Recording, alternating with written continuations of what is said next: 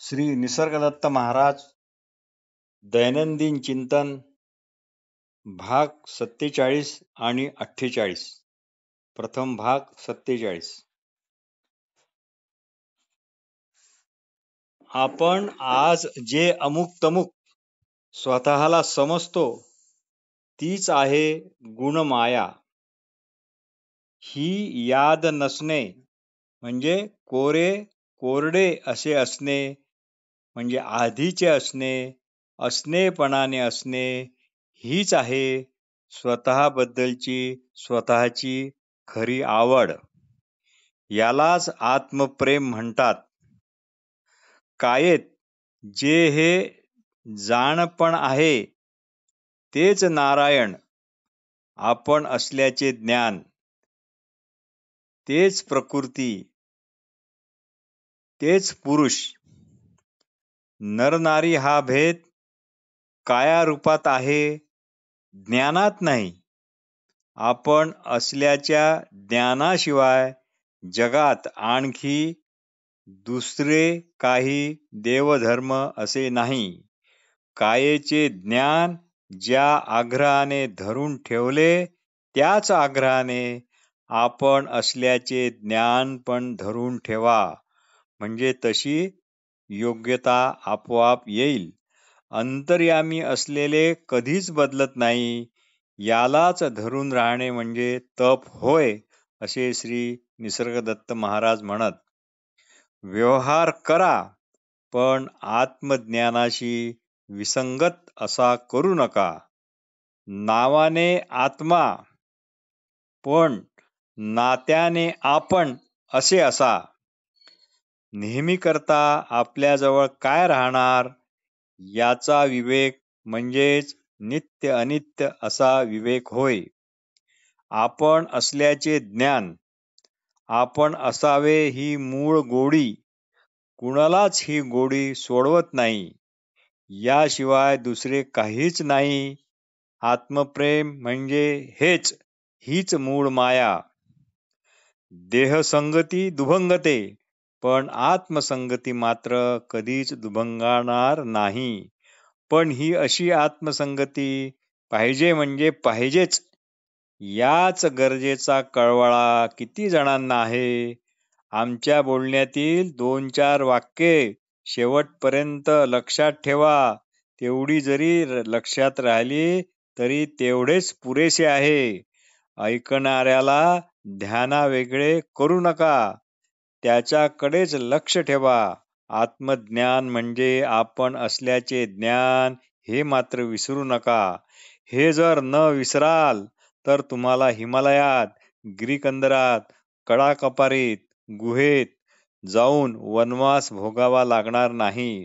हे इथे ऐकलेले ज्याला मनापासून आवडले तो सरळचा सरळच असणार. काहीतरी योग्यतेशिवाय हे तुम्हाला ऐकायला सुद्धा मिळणार नाही आणि आवडणार पण नाही. ऐकलेले पुन्हा पुन्हा आठवते व आठवलेले पुन्हा पुन्हा आवडत राहते, नवीन वाटते, असे झाले पाहिजे. असे झाले तर याचाच अर्थ प्रगतीला सुरुवात झाली, हा शुभ संकेत मिळाला. तुम्ही आम्ही अवांछितरित्या साकार झालेलो आहोत. पारमार्थिक लेण्याची योग्यता आतून आल्याशिवाय तुम्ही इथे येणारच नाही. ही आत्मप्रेमाची बाब म्हणजे काहीही करून ही मिळूच अशी लाचखाऊ जातीची नाही. स्त्री किंवा पुरुष असे तुम्ही मानता व त्याप्रमाणे तुमच्या हातून कर्मे पण घडत राहतात. तुमची वागणूक त्यानुसारच ठरते. पण आता हे सर्व मिथ्या आहे हे कळण्याची योग्यता तुमच्या ठिकाणी आली आहे. ज्याची निरनिराळी नावे आहेत ते ज्ञान मीच आहे असे असा. खरे चिंतन हे फक्त स्वतःचेच असू शकते. दुसऱ्याचे चिंतन म्हणजे ते मग ब्रह्म असो, देव असो, काही असो ना, ते खरे चिंतन नाही. आपण कोणीतरी काहीतरी आहोत हे ढोंग, ही बाब उघडी केली पाहिजे. उघड करून बघा, मी काय आहे, मी कोण आहे हे नक्की उघड झाल्यावर आपोआप तोंडातून उद्गार बाहेर पडेल, अरे हे असं आहे काय? हे सर्व काय तुम्ही मेल्यावर जाणणार आहेत की काय? असे निसर्गदत्त महाराज आपल्याला ठणकावून विचारतात. भाग 48. जग हे जग अतिविशाल, पण पाहणारा मात्र परमाणू इतका पण नाही. हे कळण्यासाठी जे ऐकणारे आहे त्याचाच शोध घ्या. जे जे दिसते म्हणजे रूप रस गंध नाद स्पर्श याद्वारे जे कळणारे ते थोड्या वेळ जरा बाजूला करत राहा, दूर करत राहा आणि ज्याच्याने हे कळते त्यालाच ध्यानात धरायला शिका. मग तुमच्या लक्षात येईल की जे जे कळणारे आहे ते परप्रकाशित असे प्रकाश्य आहे आणि त्याला प्रकाशित करणारे जे आहे ते केवळ प्रकाशत्वच आहे. जे कळणारे आहे त्याला स्वतंत्र वेगळे असे अस्तित्व नाही, पण प्रकाशत्व स्वयंभू आहे आणि तेच तुम्ही आहात.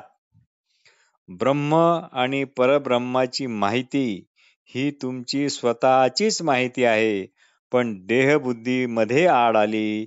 याकरता काही सोडू नका, काही धरू नका. फक्त जे जे दिसते ते थोडे थोडे बाजूला करा व ज्याच्यामुळे दिसणे शक्य झाले त्याकडे मात्र लक्ष ठेवा. जे तुमच्यात आहे ही तुमचीच हकीकत आहे. मनाला जाणा, पण मनाला जाणताना मनाला जाणणाऱ्याकडे लक्ष असू द्या.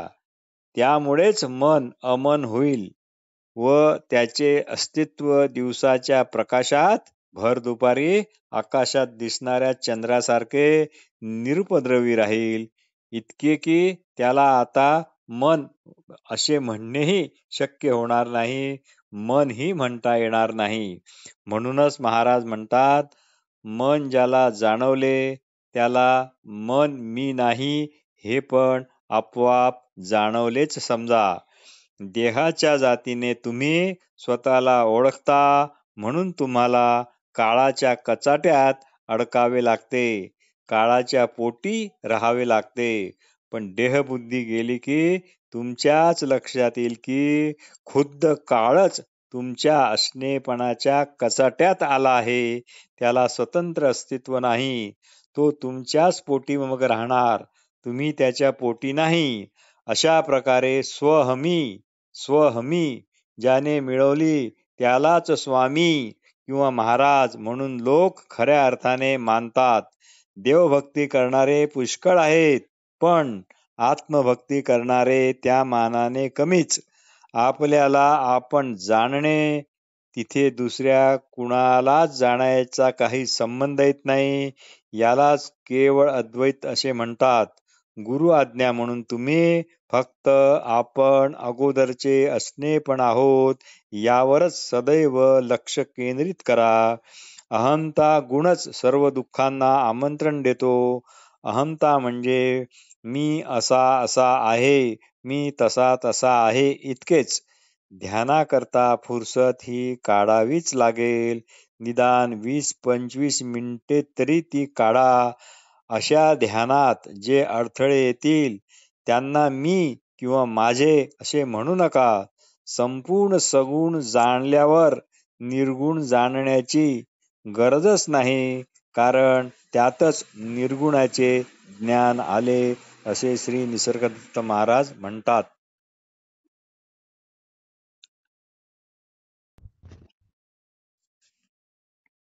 श्री निसर्गदत्त महाराज दैनंदिन चिंतन भाग